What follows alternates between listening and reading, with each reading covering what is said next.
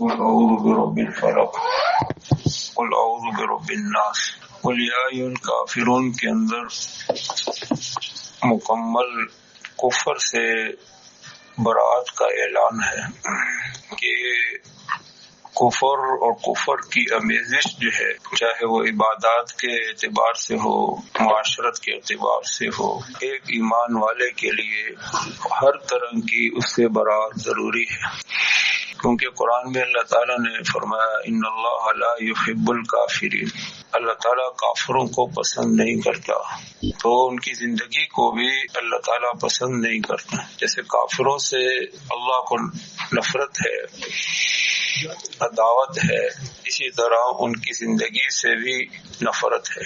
تو مکمل کفر شرک سے برات جو ہے وہ قل یا ایھا الکافرون کے اندر ہے۔ لا اعبد ما تعبدون ولا انتم عابدون ما اعبد ولا انا عابد ما عبدتم ولا انتم عابدون ما اعبد لکم دینکم ولی دین، ہمارے لیے تمہارے لیے تمہارا راستہ ہے اور ہمارے لیے ہمارا راستہ ہے۔ مکمل برات ہے، ایک دوسرے کے اندر کوئی آمیزش نہیں ہے۔ جہاں بھی مسلمان نے آمیزش اختیار کی کسی اعتبار سے بھی کافروں سے، تو اس کا اسلام خطرے کے اندر پڑ گیا۔ یہاں تک کہ آج آپ کو سینکڑوں مسلمان ملیں گے جو مسلمانوں کی برائی کر رہے ہوں گے، کافروں کی تعریف کرتے ہوں گے۔ یہ اسی آمیزش کا نتیجہ ہے کہ جو مسلمانوں نے طرز زندگی میں یا کسی چیز میں بھی اختیار کی تو اس کے اثرات ان کے اوپر پڑ گئے۔ اور سورۃ اخلاص کے اندر قل هو اللہ کے اندر جو ہے مکمل جو ہے وحدانیت ہے۔ جیسے لا الہ الا اللہ کے اندر سب سے پہلے تمام معبودان باطل سے برات ظاہر کی گئی۔ لا الہ، کوئی جو ہے معبود نہیں ہے کائنات کے اندر الا اللہ، مگر اللہ۔ اسی طرح قل یا ایھا الکافرون کے اندر سارے کفر سے برات ظاہر کر کے پھر کہا قل هو اللہ احد، کہ کہہ دو کہ وہ اللہ کی ذات جو ہے وہ ایک ہے، اللہ کی ذات ایک ہے۔ اور یہ اسلام کی جو ہے یہی پوری دنیا کے اندر امتیاز ہے۔ مذہب کے اندر جتنے بھی آسمانی مذہب بھی ہیں وہ بھی وحدانیت کے اندر ڈگمگا گئے اور وحدانیت کے اندر ان کا تزلزل پیدا ہو گیا۔ لقد کفر الذین قالوا ان اللہ ثالث ثلاثہ، عیسائیوں کا مذہب بن گیا جو کہ آسمانی تھا۔ انہوں نے عیسیٰ علیہ السلام، مریم علیہ السلام ان کو جو ہے اللہ کی وحدانیت کے اندر داخل کر دیا، تو وہ بھی شرک سے بھر گیا۔ یہودیوں کا مذہب وقالت الیہود عزیر ابن اللہ، یہودیوں نے بھی عزیر علیہ السلام کو اللہ کا بیٹا بنا دیا۔ وقالت النصارى المسیح ابن اللہ، تو ان کے اندر بھی وہ بن گئی۔ اور پھر ہندوؤں کے اندر دیکھ لیں تو وہاں تو ہر گھر کا جو ہے اپنا بھگوان ہوتا ہے، اور قرآن نے کہا لو کان فیہما آلہۃ الا اللہ لفسدتا، اگر کائنات میں کئی الہ ہوتے تو کائنات کے اندر فساد ہو جاتا۔ تو وہ بھی بتایا جاتا ہے کہ ہر گھر کا جو ایک بھگوان ہے وہ دوسرے بھگوان کو قبول نہیں کرتا، ان کا آپس میں ٹکراؤ ہے، بھگوان دوسرے بھگوان کو قبول نہیں کرتا۔ تو یہ یعنی ہندو مذہب کے اندر بھی کئی بھگوانوں سے بھرا ہوا مذہب ہے۔ تو اس کے مقابلے کے اندر آپ اسلام کو دیکھ لیں، اسلام کیا ہے؟ قل هو اللہ احد اللہ الصمد لم یلد ولم یولد ولم یکن له کفوا احد، وہ ایک ہے، اکیلا ہے، تنہا ہے، اور اس کے اندر کوئی شریک نہیں ہے۔ لا ند له ولا ضد له ولا مثل له ولا مثال له، اس کی کوئی ضد نہیں ہے اور اس کا کوئی مد مقابل نہیں ہے، اس کی کوئی مثال نہیں ہے، اس کی کوئی نظیر نہیں ہے، وہ اکیلا تنہا ہے۔ یہ اسلام نے آ کر اللہ وحدہ لا شریک کا جو تعارف کروایا ہے وہ کائنات کے کسی مذہب کے اندر وہ تعارف نہیں ہے۔ اور پھر قرآن نے بالتفصیل جو اللہ کا تعارف کرایا ہے تو وہ کسی آسمانی کتاب کے اندر موجودہ میں وہ تعارف نہیں ہے۔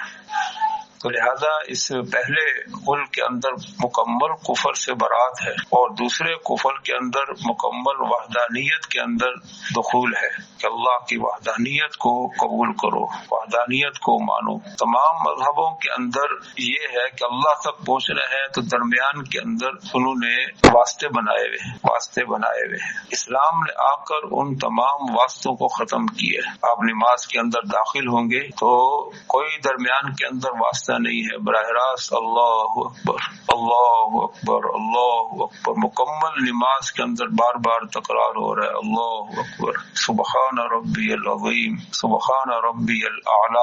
تو صرف اللہ کی تسبیح، اللہ کی عظمت، اللہ کی وحدانیت براہ راست۔ درمیان کے اندر جب نماز ختم ہو جاتی ہے تو پھر آپ کو کہا جاتا ہے کہ اب آپ درود شریف پڑھیں، بیٹھ کر پڑھیں، آنکھیں جھکا کر پڑھیں، دو دانوں بیٹھ کر پڑھیں۔ یہ ہے درود شریف کا انداز بتایا گیا کہ نبی علیہ الصلوۃ والسلام پر جب درود پڑھنا ہو تو اس کا کیا انداز ہونا چاہیے۔ ایک بڑے محسن کے آگے جب ایک غلام بیٹھتا ہے تو اس کی کیا حالت ہوتی ہے، وہی حالت بتائے گی۔ دو دانوں بیٹھو، آنکھیں جھکاؤ اور درود شریف پڑھو، اللہم صلی علی محمد۔ تو یہ اسلام کی وہ واحد جو ہے امتیاز ہے جو اور مذہبوں کے اندر نہیں ہے۔ پھر قل اعوذ برب الفلق کے اندر انسان کو جو ہے یہ بتایا گیا کہ تم اپنی ظاہری سلامتی کی اللہ سے دعا مانگو اور اللہ کی پناہ میں آ جاؤ، دنیا کے شرور سے، فساد سے اپنی ظاہری سلامتی مانگو اللہ سے۔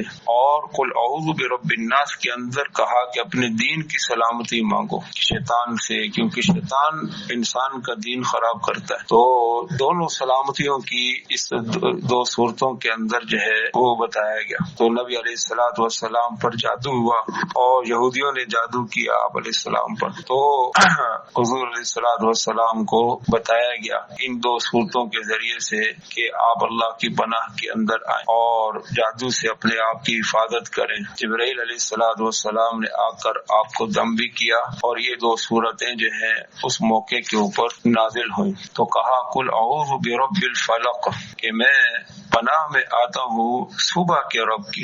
فلق صبح کا رب جو ہے، صبح کا جو وقت ہے وہ فرشتوں کے نزول کا وقت ہوتا ہے۔ ان قرآن الفجر کان مشہودا کہ فجر کے وقت جو ہے فرشتوں کا نزول ہوتا ہے۔ جب فجر کا قرآن پڑھا جاتا ہے نماز کے اندر فرشتوں کی حاضریاں ہوتی ہیں تو وہ وقت اللہ کو بڑا پسند ہے۔ تو اللہ تعالیٰ نے اس وقت کی جو ہے وہ پناہ کے اندر جو ہے ربوبیت کا فرمایا قل اعوذ برب الفلق، صبح کا جو رب ہے اور صبح کے وقت جو ہے فرشتوں کا نزول ہوتا ہے اور وہ وقت ہے جس میں بندے کو کہا جاتا ہے کہ اس وقت میں تم اللہ کے سامنے استغفار کرو۔ وبالاسحار هم یستغفرون کہ سحری کے وقت استغفار کا حکم ہے۔ وبالاسحار هم صحابہ کے بارے میں بتایا گیا کہ وہ سحری کے وقت اللہ کے سامنے استغفار کرتے ہیں، ساری رات نماز پڑھتے ہیں اور سحری کے وقت استغفار کرتے ہیں۔ وبالاسحار هم یستغفرون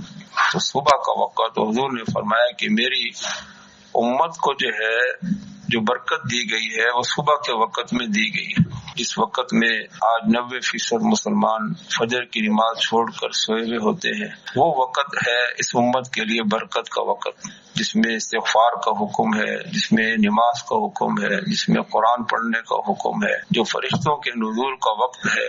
اور اس وقت میں آج امت جو ہے سوئی ہوئی ہے اور پریشان ہے، پریشانیوں کا رونا ہے کہ ہم پریشان ہیں، جبکہ برکت والا وقت جو ہے وہ سونے میں گزار دیا۔ تو قل اعوذ برب الفلق فجر کے وقت کی جو ہے کہا کہ اس کی پناہ میں، اس کے رب کی پناہ میں آؤ۔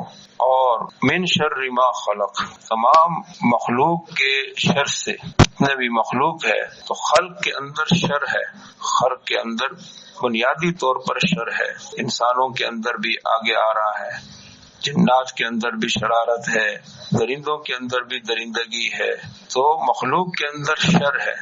اور اس شر کی سے حفاظت کی جو ہے وہ دعا مانگی گئی ہے کہ جب آپ انسان دعاؤں کا سہارا لیتا ہے تو وہ مخلوق کے شر سے جو ہے اپنے آپ کو بچا لیتا ہے۔ آج جتنے بھی حادثات ہوتے ہیں اور جتنے بھی فساد ہوتا ہے، آج لوگ دعاؤں کا سہارا نہیں لیتے۔ جب دعائیں انسان اللہ کی پناہ سے نکلتا ہے اور مخلوق کے سہاروں پر جینا شروع کر دیتا ہے تو پھر حادثات واقع ہوتے ہیں۔ ساری طاقتوں کا مظہر تو اللہ کی ذات اور مخلوق تو جو ہے ضعیف ہے، خلق الانسان ضعیفا۔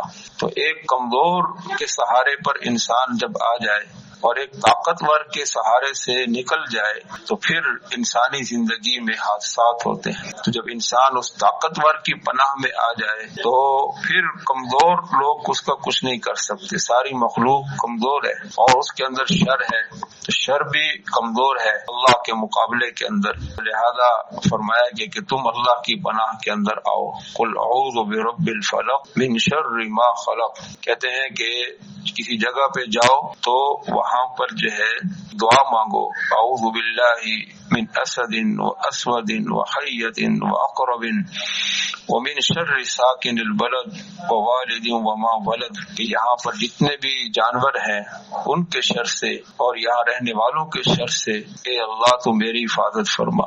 یہ حدیثوں کے اندر دعا آتی ہے، اعوذ باللہ من اسد و اسود و حیت و عقرب ومن شر ساکن البلد ووالد وما ولد۔ تو لہذا جو ہے من شر ما خلق ومن شر غاسق اذا وقب، اور اس اندھیرے کے شر سے جب وہ چھا جائے اور آ جائے، کیونکہ اندھیرے کے وقت میں فساد کا جو ہے جتنا وقت ہے وہ اندھیروں کا وقت ہے، جتنی خرابیاں ظاہر ہوتی ہیں اور رات کے اندھیروں میں ظاہر ہوتی ہیں، اسی طرح جو ہے جنات، جادو، یہ ساری چیزیں جو واقع ہوتی ہیں یہ بھی اندھیروں کے اندر ہوتی ہیں اور اس کا اثر زیادہ ہوتا ہے۔ تو لہذا اس اندھیرے کے اندر جتنا بھی جادو ہے، فساد ہے، شر ہے، اے اللہ اس اندھیرے کے آنے سے جو ظاہر ہوگا اس کے شر سے اے اللہ تو میری حفاظت فرما۔ ومن شر غاسق اذا وقب ومن شر غاسق اذا وقب۔ آپ صلی اللہ علیہ وسلم کو بتایا گیا کہ وَإِذَا أَرَدْتَ شَيْئًا فَلَا تَطْلُبْهُ إِلَّا مِنِّي، کہ نبی جی جب آپ کسی چیز کی طلب کریں تو مجھ سے طلب کریں۔ وَإِذَا أَرَدْتَ الْعِلْمَ وَقُلْ رَبِّ زِدْنِي عِلْمًا، جب آپ علم طلب کریں اللہ سے یوں کہیں قُلْ رَبِّ زِدْنِي عِلْمًا۔ وَإِذَا أَرَدْتَ الدُّنْيَا فَاسْأَلْهُ مِنْ فَضْلِهِ، جب اللہ سے کوئی دنیا مانگنی ہو تو اللہ سے اس کا فضل مانگے، کہ جو دنیا اللہ کے فضل کے ساتھ آتی ہے اس دنیا کے اندر رحمت ہوتی ہے، اس دنیا کے اندر رحمت ہوتی ہے، اور جو دنیا اللہ کے فضل ناراضگی کے ساتھ آتی ہے، فضل کے بغیر آتی ہے، تو اس دنیا کے اندر خرابی ہوتی ہے، فساد ہوتا ہے، تکلیف ہوتی ہے، دکھ ہوتا ہے۔ اور فرمایا کہ جب آپ کسی تکلیف سے بچنا چاہیں تو آپ قل اعوذ برب الفلق پڑھا کریں، یہ نبی علیہ الصلوۃ والسلام کو بتایا گیا۔ تو لہذا ان صورتوں کا جو ہے وہ اہتمام جو ہے وہ یہ قرآن نے خود عمل بتا دیا